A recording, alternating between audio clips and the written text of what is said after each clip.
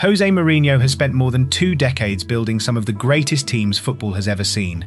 Porto, Chelsea, Inter Milan, Real Madrid. And everywhere he's gone, one thing has remained the same. He has a type. Not just talented players, not just fast players, but footballers with an edge. Players who are fearless, who attack defenders instead of hiding from them, who fight for every ball, who embrace pressure instead of running from it. And if you've watched Yan Diomande, you'll know exactly what I mean. Because when Fabrizio Romano confirmed that Real Madrid had won the race to sign the teenager, one thought immediately came to mind.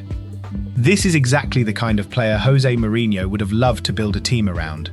Today, we'll break down why Real Madrid moved so quickly, why Diomande fits the profile of every great Mourinho attacker, and why this transfer could shape European football for the next decade.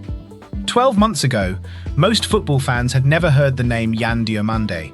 Today, Real Madrid have invested a huge fee to bring him to the Bernabeu. A fee north of 105 million euros from RB Leipzig makes him the 3rd most expensive signing in Real Madrid's history, behind only Bellingham and Hazard. That tells you everything. Real Madrid don't spend that kind of money because of hype. They spend it because they believe they're signing one of the best players of the next generation. And when you watch Diomande play, it becomes obvious why. He's explosive, aggressive, direct. He doesn't receive the ball thinking about keeping possession. He receives the ball thinking about beating the defender standing in front of him. Modern football is full of technically gifted players. Very few are genuinely frightening. Diomande already is. Jose Mourinho has never cared about tricks. He doesn't fall in love with players because they can do 5 step-overs. He falls in love with players who hurt opponents. Look through his greatest teams. Didier Drogba, Cristiano Ronaldo, Samuel Eto'o, Arjen Robben, Eden Hazard, even Willian. Different players. Different positions, different personalities, but they all shared something. They attacked with purpose.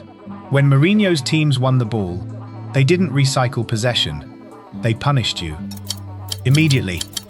That's exactly how Diomande plays. Every touch is forward. Every run is aggressive. Every decision is made with the intention of creating danger. That's Mourinho football. Most young wingers today are coached to be safe. Recycle possession. Keep the ball.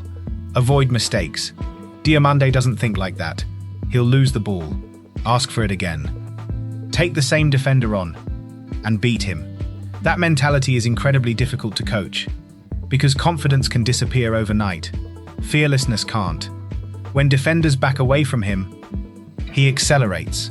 When defenders dive in, he skips past them. When space appears, he attacks it instantly. That's why scouts become obsessed with players like this. They're unpredictable. And unpredictability wins football matches. Real Madrid don't simply buy the best players. They buy the next best players. Look at the club over the last decade. Vinicius Jr, Rodrigo, Jude Bellingham, Endrick, Arda Güler, Aurelien Tchouaméni, Eduardo Camavinga. Many of them weren't finished products. Madrid bought potential before the rest of Europe could. Then they developed them into superstars. Yan Diomande fits that exact model. He's young enough to improve dramatically, but talented enough to contribute immediately. That's the perfect Real Madrid signing. Of course, one question immediately follows. What does this mean for Vinicius Jr?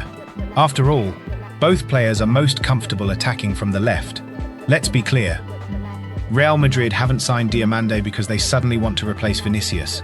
Vinicius remains one of the best players in world football. But football changes quickly. Squads evolve. Contracts become complicated. Competition increases. Signing another elite left-sided attacker gives Madrid flexibility. It protects the future. And perhaps most interestingly, it explains why clubs like Arsenal have been monitoring Vinicius's contract situation so closely. Elite clubs don't wait for opportunities. They prepare for them. Whenever a teenager costs more than 100 million euros, fans immediately ask the same question. How can anyone be worth that much? The answer is simple. Real Madrid aren't paying for today's player. They're paying for tomorrow's superstar. They're buying 10 years. They're buying potential. They're buying scarcity. Because football doesn't produce many players with Diomande's combination of pace, power, dribbling, fearlessness, and physicality. Those players become incredibly expensive because every elite club wants them. If Madrid believe he could become one of the best players in the world, then paying a huge fee today may actually look cheap in 5 years. That's exactly what happened with Vinicius. Many questioned the investment. Today, nobody does. Of course, Diomande isn't perfect. Far from it. His decision-making can improve. Sometimes he dribbles when the pass is the better option. His final ball still lacks consistency. His finishing needs refinement. His defensive positioning can become stronger. But here's the important thing. Those are coachable weaknesses. You can improve decision-making. You can improve tactical awareness. You can improve finishing. What you can't coach is explosive acceleration, natural balance, confidence, or the willingness to attack defenders over and over again. Diomande already has those qualities. That's why Madrid believe they can mold everything else. It's impossible not to imagine how Mourinho would have used him. Compact defensively, disciplined without possession. Then, the moment the ball is recovered, release Diomande. Let him run. Let him isolate defenders. Let him create chaos. That's exactly how Mourinho built some of his greatest teams. Not endless possession. Not complicated passing sequences. Fast, direct, devastating transitions. Diomande was built for that football. Perhaps that's why so many people immediately thought of Mourinho when his name exploded across Europe. Because stylistically, he fits everything Mourinho has always believed attacking football should be. So, why did Real Madrid move so quickly? Because players like Yan Diomande don't stay available for long. Every scout in Europe saw the same things. The acceleration, the bravery, the explosiveness, the mentality. Real Madrid simply acted first. And that's what the biggest clubs do. They don't wait until a player becomes worth £200 million.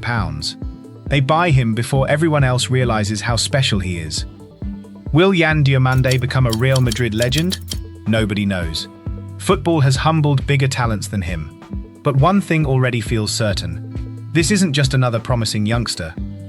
This is one of the most exciting attacking prospects in world football. And if Real Madrid get this one right, the rest of Europe may spend the next decade wondering how they let another superstar end up wearing white. What do you think? Have Real Madrid just signed the next Vinicius Jr? Is Yan Diomande destined to become one of the best wingers in world football? And do you think Jose Mourinho is perfect for his development? Let me know your thoughts in the comments. If you enjoyed this breakdown, hit the like button, subscribe to the channel, and turn on notifications for more tactical analysis, transfer stories, and deep dives into football's biggest rising stars. Thanks for watching, and I'll see you in the next one.